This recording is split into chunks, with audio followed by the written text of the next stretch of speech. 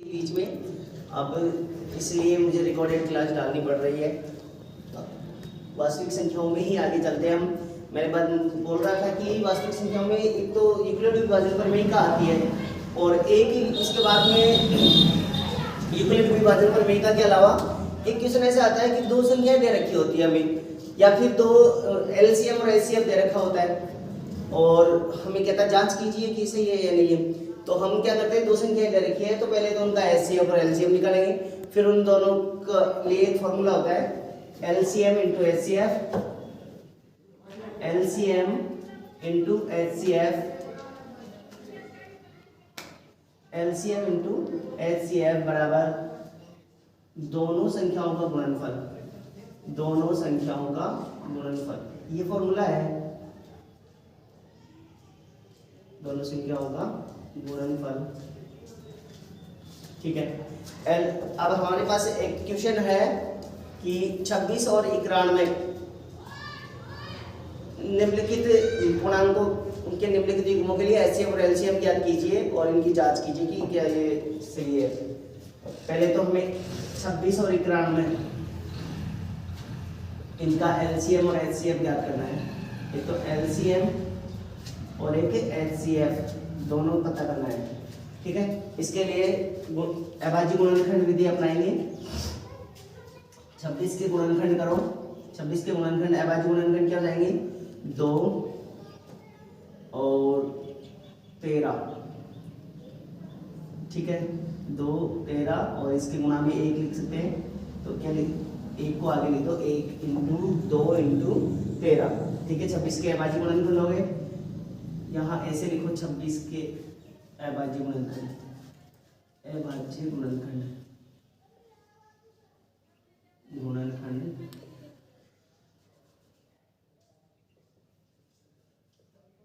1 into 2 into 13। ठीक है, इनको गुणा करके देख लो, 13 दूनी 26, 26 एकम 26। 91 के भी ऐसे ही 91 के अभाज्य गुणनखंड,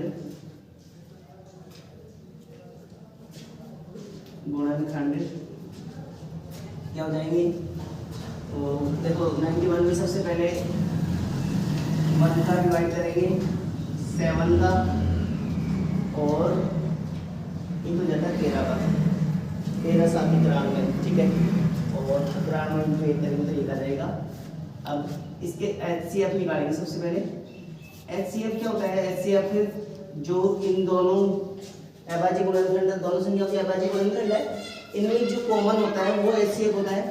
तो देखो क्या है, एक 13 ओनली, 1 और 13 है तो 1 इंटू 13 कितना हो जाएगा, 13। इसका एचसीएफ आ जाएगा 13 हमारे पास।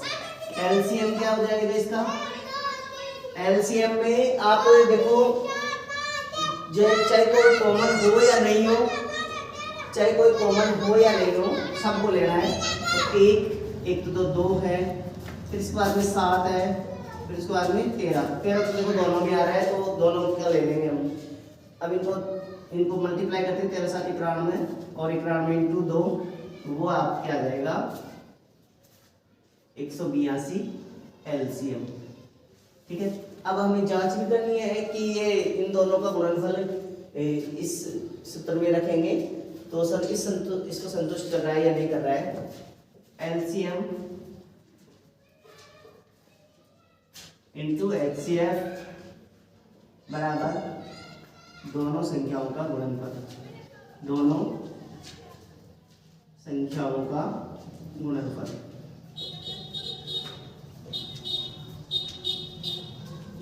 ठीक है, दोनों संख्याओं का गुणनफल।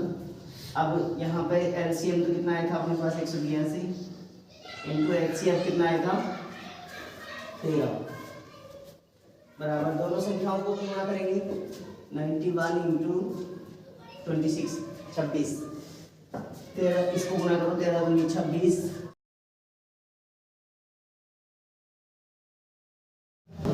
66। इन दोनों को गुणा मल्टीप्लाई करने पर 182 और 13 को गुणा करेंगे तो 2366 आ जाएंगे।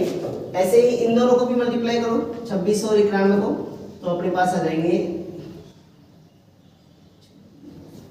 2366।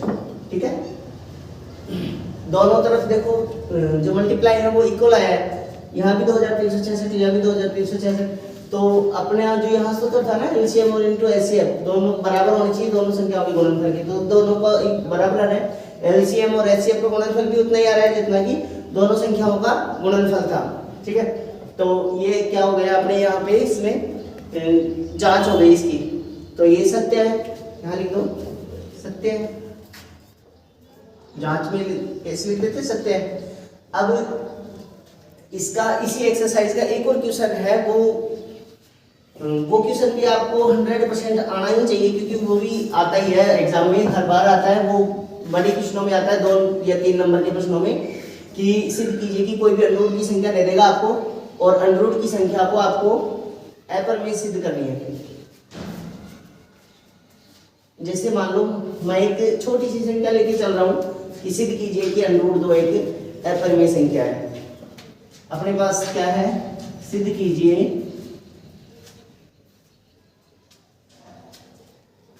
अंडर 2 एक अपरिमेय संख्या है।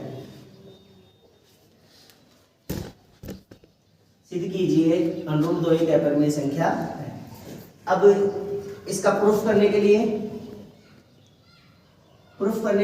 हम क्या करेंगे, इसको अंडर 2 को हम सबसे पहले अपरिमेय सिद्ध करना है तो इसका उल्टा मान लेंगे, अपरिमेय को क्या मान लेंगे हम, परमेय, कि माना अंडर 2 एक परमेय संख्या है। तो यहाँ लिखेंगे माना अंडर 2 एक परिमेय संख्या है, माना अंडर 2 एक परिमेय संख्या है। ठीक है, अंडर 2 को हम क्या मान लेते हैं, परिमेय संख्या, और परिमेय संख्या हमेशा क्या होती है, परिमेय संख्या को हम किस रूप में लिख सकते हैं, P/Q के रूप में या फिर A/B के रूप में। तो यहाँ लिख देंगे, आता है अंडर 2 किस रूप में लिख सकते हैं हम, A/A, अंडर 2 को हम बोल लेते हैं A/B, जहाँ A तथा B पूर्णांक संख्याएं हैं तथा A व B में कोई उभयनिष्ठ गुणनखंड नहीं है। A व B का कोई उभयनिष्ठ गुणनखंड नहीं है, उभयनिष्ठ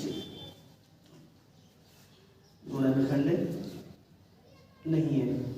A तथा B में कोई भी उभयनिष्ठ संख्या नहीं है, मतलब इनका कोई भी उभयनिष्ठ गुणनखंड नहीं है।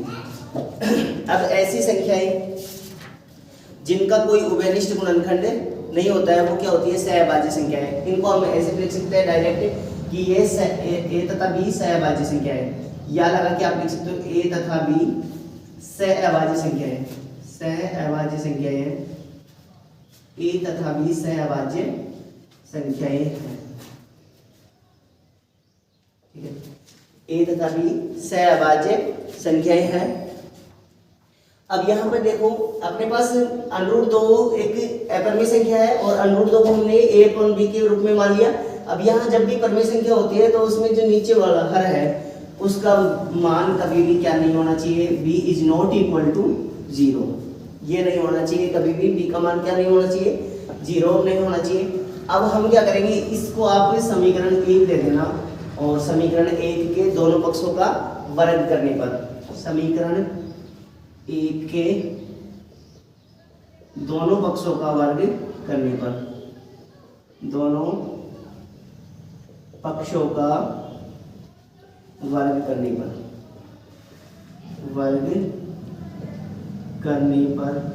समीकरण 1 के दोनों पक्षों का वर्ग करो। देखो अंडर 2 का स्क्वायर करोगे तो, और इधर से A/B का स्क्वायर, अंडर 2 का स्क्वायर कितना होता है, तो A/B का A स्क्वायर बटा B स्क्वायर। अब जब हम देखो इस B स्क्वायर को इसकी तरफ ले जाएंगे, 2B स्क्वायर हो जाएगा बराबर क्या हो जाएगा, A स्क्वायर, और हमें तो B स्क्वायर रखना है इधर क्या हो जाएगा, A स्क्वायर अपॉन 2। इसका मतलब क्या है कि ये A स्क्वायर किससे डिवाइड हो रहा है, 2 से हो रहा है। तो ये अगर मान लो किसी संख्या का वर्ग किसी संख्या से डिवाइड हो रहा है तो वो संख्या भी उस संख्या से डिवाइड होगी हमेशा। अब जैसे ए स्क्वायर है, ये किसी ए का वर्ग है, तो ए भी किससे डिवाइड होगा, 2 से डिवाइड होगा 100%। तो यहाँ लिखेंगे क्योंकि ए स्क्वायर 2 से विभाजित है, 2 से विभाजित है, अतः ए भी 2 से विभाजित होगा, ए भी 2 से विभाजित होगा, ए भी किससे विभाजित होगा, 2 से विभाजित होगा। ठीक है, आगे देखते हैं, ए स्क्वायर 2 से विभाजित है तो ए भी 2 से विभाजित होगा। अब ए को हम क्या करते हैं, कोई भी 2 का गुणज मान लेते हैं, जैसे ए की जगह हम मान लेते हैं अतः माना ए बराबर 2 और इसका कोई गुणज मान लेते हैं सी। ठीक है, ए बराबर हम क्या रखते थे, 2c।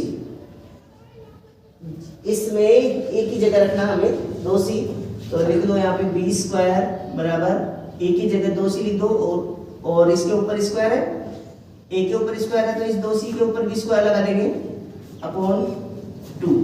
ठीक है,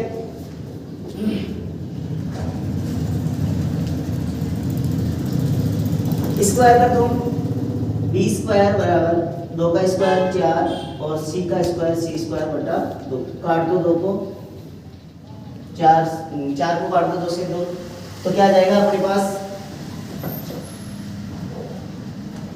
बी स्क्वायर बराबर 2c स्क्वायर, बी स्क्वायर बराबर क्या आ गया अपने पास, 2c स्क्वायर। अब इस 2 को बी स्क्वायर के नीचे भेज देते हैं, बी स्क्वायर बटा 2 बराबर सी स्क्वायर। ठीक है, सी स्क्वायर हो गया। अब यहाँ इसका मतलब क्या हुआ कि ये बी स्क्वायर 2 से विभाजित है, यहाँ देखो बी स्क्वायर 2 से विभाजित है,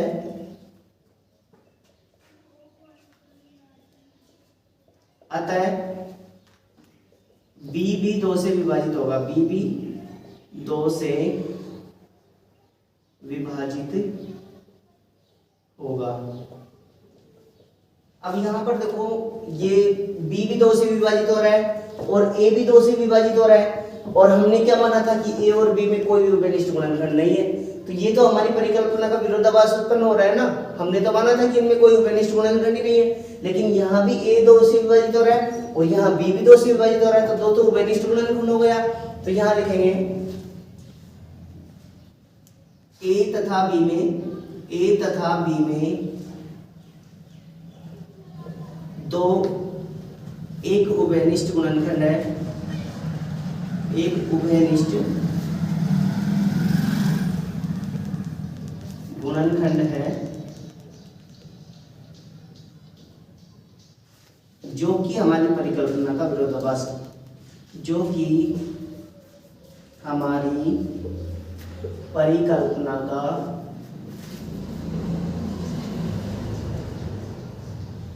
विरोधाभास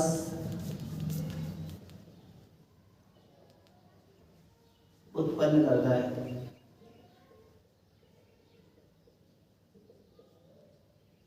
ठीक है, अतः हमारी परिकल्पना का विरोधाभास उत्पन्न हो रहा है, तो हमने √2 को क्या माना था, एक परिमेय संख्या, तो हम इसका उल्टा कर देंगे अब कि √2 क्या है, एक अपरिमेय संख्या।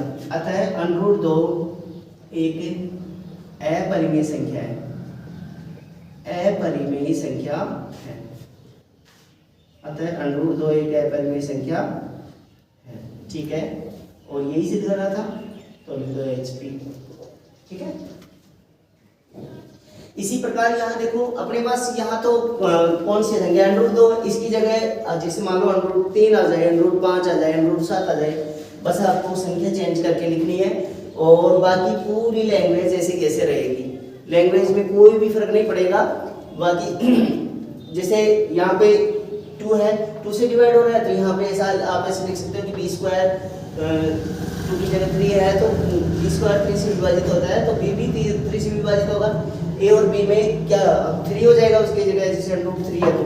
ठीक है, तो इसी तरीके के आप क्वेश्चनों को हल करना, जो भी इसके √ वाले क्वेश्चन है सभी को हल करना। थैंक यू, नेक्स्ट वीडियो में मिलेंगे और वीडियो को लाइक और सब्सक्राइब कर दीजिएगा। Thank you.